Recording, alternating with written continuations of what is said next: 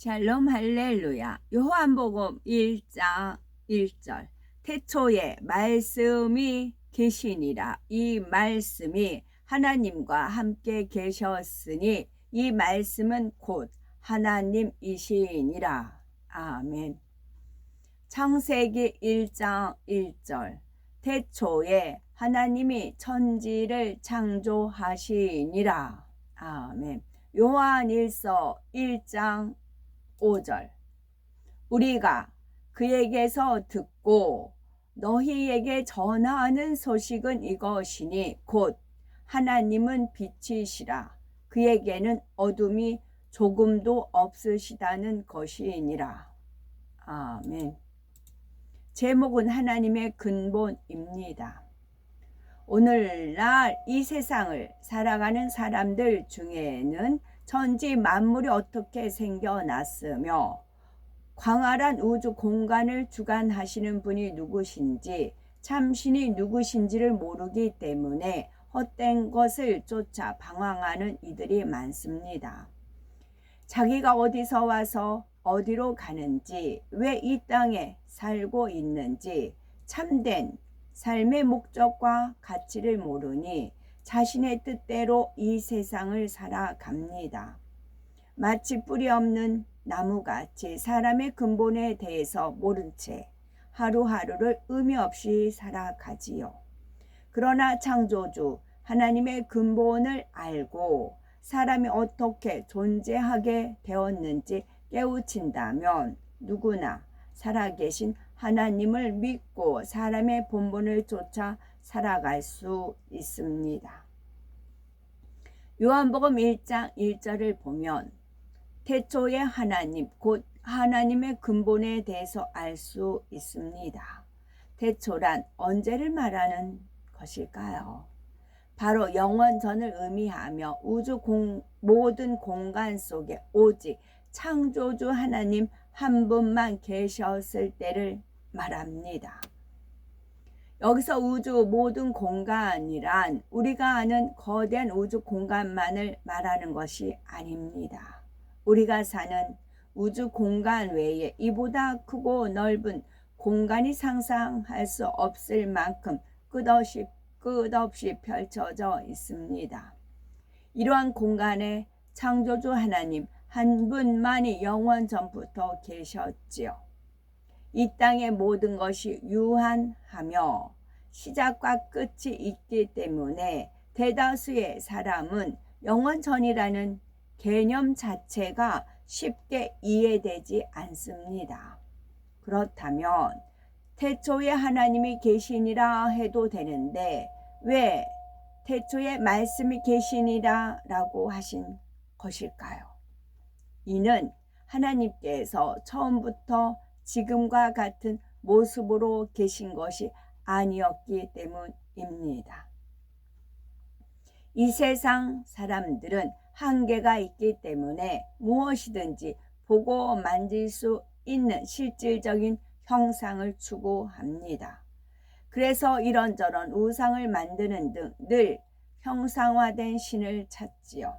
하지만 어찌 사람이 만든 우상이 천지 만물을 창조하신 신이 될 수 있고 인간의 생사화복을 주관하며 인류 역사를 주관할 수 있겠습니까? 태초에 말씀으로 계셨던 하나님께서는 때가 이르러 사람이 하나님의 존재를 인식할 수 있어야 하기 때문에 스스로 형상을 입으셨습니다. 과연 태초에 하나님께서는 어떻게 존재하셨을까요? 어떤 이름이나 형상도 필요 없는 아름다운 빛과 소리로 존재하셨습니다. 바로 소리를 머금은 빛으로 계시면서 모든 우주 공간을 다스리셨지요.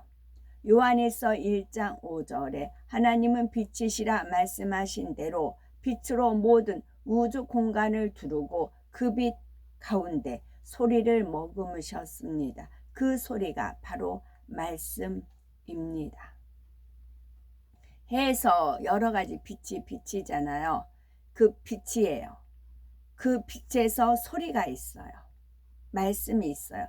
그 빛에서 주 예수님께서 저한테 메시지를 보내시고, 어느 때는 아버지, 주로 주님께서 저한테 메시지를 보내세요. 빛이에요. 태양에서 빛이 어느 여름에는 핑크색으로만 빛이 이렇게 발할 때가 있어요. 요 근래도 한번 그런 적이 있으시더라고요. 그 외에도 여러 가지 빛이 발해요. 그 빛에서 소리가 있어요. 소리가 머물고 있고, 그 소리를 저한테 전달해 주세요. 사인을 주세요. 저 이제 그것을 받아서 사진 찍고 또 메시지 알려드리고 그러는 겁니다. 하나님께서 소리를 머금은 빛의 모습으로 계셨다가 뜻하신 바가 있어서 사람의 형상으로 나오셨어요. 그럼 우리는, 자, 우리 자신이 어떻게 나왔어요? 뭐 누구씨 그러잖아요. 뭐 아무개 그씨 닮았다, 뭐 그런 씨도둑은 못한다 그러잖아요. 정자 난자에 결합돼서 그 조그만 그 씨에서 시작이 된 거잖아요. 씨가 이게 자라가지고 뱃속에서 사람 형상을 해가지고 이렇게 사람이 되어 있잖아요. 처음에 씨부터 시작을 했잖아요. 하나님도 그러시더라고요. 원래 하나님이 그리셔서 하나님이 우리를 그렇게 만드신 거예요. 모든 근본은 하나님께 있어요. 악의 모든 근본은 원수마귀 사단 루시퍼한테 있고요. 태초에 말씀으로 계시던 근본 하나님께서는 때가 이르자 한 가지 계획을 세우십니다. 그것이 바로 인간 경작입니다. 인간 경작, 할 때 명작 그러잖아요. 명작. 그래서 놀라운 작품, 인간의 놀라운 작품을, 신의 성품을 닮은 놀라운 인간의 작품을 만들고자 인간 경작이 놀라운 작품이래요. 간단히 말하면 이 땅에 인간을 창조하고 번성하게 하셔서 그들 중에예요. 그들 중에 하나님을 닮은 참 자녀로 나온 영혼들을 아름다운 천국으로 들여 영원토록 사랑을 나누며 행복하게 사시려는 계획입니다.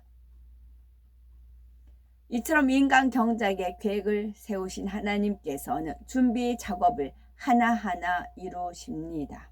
첫 번째가 공간을 나누신 것이지요.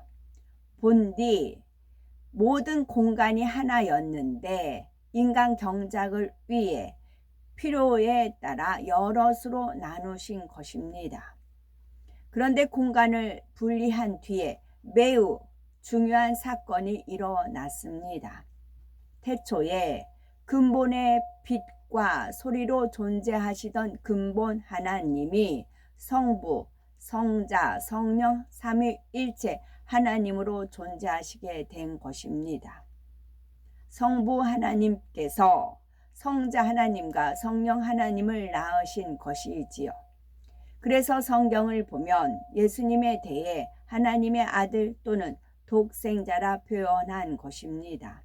히브리서 5장 5절은 너는 내 아들이니 내가 오늘날 너를 낳았다 말씀하셨지요. 전에 제가 말씀드렸는데 나의 살던 고향은 꽃피는 그런 것이 있죠. 아버지 하나님께서 성부, 성자, 성령 하나님이 계십니다. 천국에 가면 성부, 성자, 성령 하나님이 계십니다. 우리와 같은 사람의 형상으로 빛의 모습으로 계세요. 그래서 우리가 신의 성품에 참여하는 자, 믿음의 5단계, 하나님을 기쁘시게 해서 하나님의 마음과 뜻과 생각을 알아서 기쁘게 순종하는 분들이 주위에 있어요. 24장로들과 같이 그 반열에 있습니다. 그분들은 성부, 성자, 성령 하나님을 뵐 수 있어요. 그런데 우리는 예수님과 성령님은 본체예요. 거기서 땡이에요. 본체예요. 그 사람의 인자의 모습으로 본체이면서도 함께 더불어 살아요. 아버지 하나님만은 아니에요. 성부 하나님만은 아니에요. 예수님이 천국의 본체이시지만 뭐 중동이라든가 이렇게 예수님 짠하고 나타나시잖아요. 그 분체로 나타나시잖아요. 예수님이 본체는 천국에 계세요. 그런데 저도 이제 구름에서 주님의 형상을, 어제도 주님의 형상이 떴더라고요. 저는 이제 제가 주님과 어떤 메시지를 전달받았는데 그것을 이제 표정으로 나타나시기 위해서 구름 속에서 해를 찍었는데 해 위에 예수님의 형상이 있더라고요. 그래서 너무 감사했는데요. 아버지 하나님만은 분체세요. 아버지 하나님이 형상이 계세요. 근데 분체세요. 진짜 근본의 모습은 원래 상태로 돌아갔어요. 소리를 머금은 빛의 모습으로 원래 돌아갔어요. 그게 아버지세요. 천국을 아름답게 만드시고 성부 하나님, 성자 하나님, 성령 하나님 계시지만 성령하고 성자 예수님은 본체예요. 그러나 성부 하나님만은 분체고 또 형상 계세요. 형상 저는 계세요. 계시지만 원래는 올라가세요. 원래 올라가셔서 거기 홀로 계세요. 홀로 계세요. 그것을 알려주셨을 때 외로우셔서 우리를 만드셨는데 왜 홀로 계시냐? 당신이 외로워서 오죽하면 메아리를 내가 왜 두었겠느냐 그러셨거든요. 야 하면 그쪽에서 야. 그 수많은 세월을 홀로 외롭게 계셨다가 그 외로움을 알아서 자녀를 경작하기 위해서 그 많은 아픔을 겪으면서 루시퍼의 그런 반란, 용들의 그런 반란, 그 아픔을 겪으면서 우리를 만드셨는데 왜 가셔야 되느냐고. 제가 효도할 테니까 우리랑 같이 살자고 그랬어요. 그랬더니 나의 살던 고향은 꽃피는 동산이다 그러시더라고요. 대신 너는 와도 된다. 너는 와도 된다 그러셨어요. 그래서 성령이 하나님의 깊은 곳까지 통달한다는 말씀 이거예요. 하나님의 깊은 곳까지 통달한다는 것이 이거예요. 그래서 너는 와도 된다 그렇게 약속해 주셨죠. 그러니까 나를 놔달라, 분리하자, 놔달라 그러셨어요. 너한테는 주가 있지 않느냐, 주님이 있지 않느냐, 그 아픔이 있으세요. 이처럼 성자 하나님과 성령 하나님은 근본 하나님 한 분으로부터 나오셨고 마음도 능력도 모든 것이 하나입니다. 빌립보서 2장 6절에서 7절에 예수님에 대해 그는 근본 하나님의 본체시나 하나님과 동등됨을 취할 것으로 여기지 아니하시고 오히려 자기를 비워 종의 형체를 가져 사람들과 같이 되었고 하셨지요. 태초에 빛 가운데 소리를 머금고 계셨던 근본 하나님께서는 인간 경작을 위해 삼위일체 하나님으로 형상을 입으셨습니다. 과연 어떠한 형상을 입으셨을까요? 하나님께서 사람을 창조하실 때 보면 알 수가 있지요. 창세기 1장 26절에 하나님이 가라사대 우리의 형상을 따라 우리의 모양대로 우리가 사람을 만들고 그로 바다의 고기와 공중의 새와 육축과 온 땅과 땅에 기는 모든 것을 다스리게 하자 말씀하십니다. 여기서 우리란 성부, 성자, 성령 삼위일체 하나님을 의미하며 사람은 삼위일체 하나님의 형상에 따라 만들어졌지요. 그러므로 우리의 형상을 따라 우리의 모양대로 우리가 사람을 만들고 라는 말씀을 통해 성부, 성자, 성령 삼위일체 하나님께서 어떤 형상을 입고 계신지도 능히 깨달을 수 있습니다. 물론 하나님의 형상에 따라 사람을 만들었다는 말씀이 단지 겉모습만 그대로 본떴다는 의미는 아니지요. 사람의 근본, 마음까지도 하나님의 마음을 닮아 진리가 충만한 영적 존재로 지으신 것입니다. 무엇이 충만? 진리요. 진리가 예수 그리스도입니다. 그런데 첫사람 아담의 범죄로 인해서 사람은 창조될 때에 형상을 잃고 점점 죄와 악으로 물들어 갔습니다. 이처럼 사람의 몸과 마음이 하나님의 형상에 따라 지음받은 것을 믿는다면 잃어버린 하나님의 형상을 되찾아야 할 것입니다. 삼위일체 하나님께서는 형상을 입으신 후 분리하신 공간 안에 필요한 것을 하나하나 창조하셨지요. 예를 들어 태초의 빛과 소리로 계실 때에는 처소가 필요하지 않으셨지만 형상을 입은 뒤에는 처소를 비롯하여 수종들은 천군과 천사 등 많은 것이 필요했습니다. 그래서 영의 공간 안에 우선 영의 존재들을 창조하시고 루시퍼, 배반 이후에 비로소 우리가 사는 우주 공간 안에 천지 만물을 창조하셨지요. 삼위일체 하나님과 천군 천사들이 영의 공간에서 이로 헤아릴 수 없을 만큼 수많은 세월을 함께 지낸 뒤 마침내 육의 공간에도 천지 창조가 이루어진 곳입니다. 사람이 살아갈 수 있는 모든 환경을 만드신 뒤 마지막으로 하나님의 형상을 따라 사람을 창조하셨지요. 그러면 수많은 천군과 천사가 있는데도 굳이 사람을 만드신 이유는 무엇일까요? 바로 참 자녀를 얻기 위해서입니다. 참 자녀란 하나님을 닮은 자녀로서 하나님과 참 사랑을 나눌 수 있는 존재를 말합니다. 천군과 천사는 특별한 몇몇을 제외하고는 로봇과 같이 하나님 말씀에 무조건 복종하고 섬기는 존재입니다. 반면에 사람은 자유의지 가운데 중심에서 우러나오는 순종과 사랑을 나눌 수 있는 존재이지요. 아무리 자신의 뜻대로 움직인다 해도 자녀보다 로봇을 더 좋아할 부모는 없을 것입니다. 진정 마음을 주고받을 수 있는 자녀가 더 사랑스럽고 좋지요. 사람은 자유의지 가운데 중심에서 우러나오는 마음으로 하나님께 순종하며 사랑할 수 있는 존재입니다. 물론 사람이 태어나면서부터 하나님의 마음을 알아 사랑을 주고받을 수 있는 것은 아니지요.